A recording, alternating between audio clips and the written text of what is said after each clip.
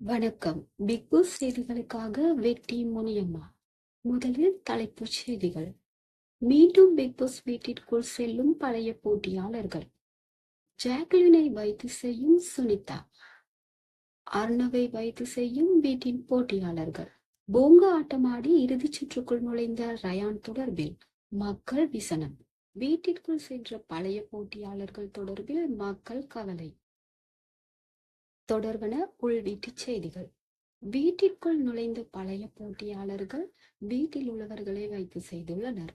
குறிப்பாக வீட்டிற்குள் சென்ற சுனிதா ஜாக்லின் அவர்களை வைத்து செய்துள்ளதாக அங்கிருந்து வரும் தகவல்கள் தெரிவிக்கின்றன.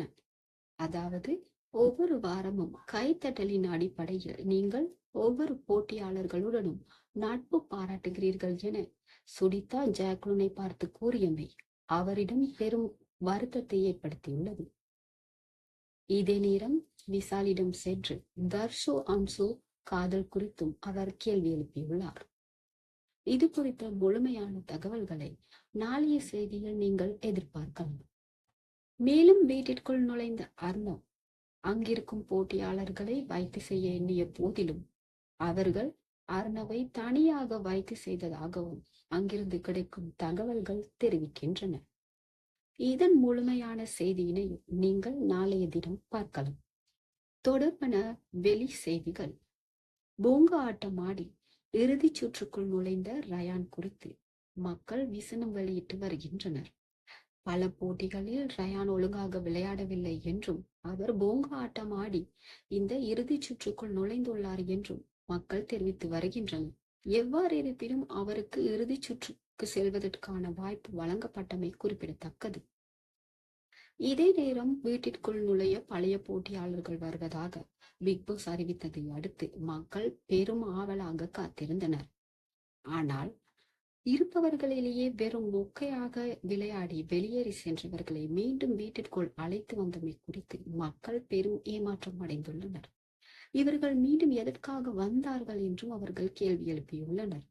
குறிப்பாக தர்ஷிகா போன்ற கடுமையான போட்டியாளர்கள் மீண்டும் வீட்டிற்குள் வந்து விஷால் போன்றவர்களிடம் கேள்வி எழுப்புவார்கள் என எதிர்பார்க்கப்பட்ட நிலையில் அவ்வாறு அல்லாமல் சஜனா சுனிதா என எதுவுமே செய்யாமல் வெளியே சென்றவர்களை மீண்டும் அழைத்திருப்பது மக்களுக்கு பெரும் ஏமாற்றத்தை ஏற்படுத்தியுள்ளது.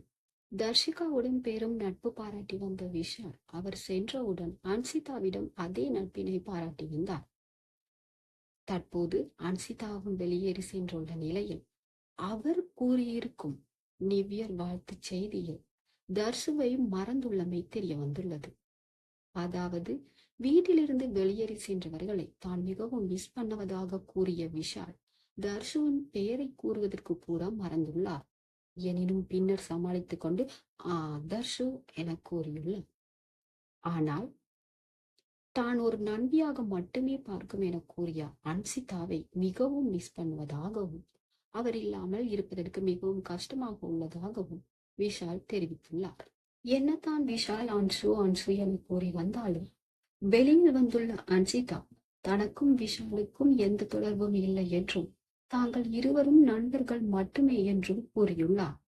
இந்த அதிர்ச்சி தகவலை விஷால் எவ்வாறு ஏற்றுக்கொள்வார் என்பது குறித்து அவர் இந்த வாரம் வெளியில் வந்தவுடன் நாம் பார்க்கலாம்.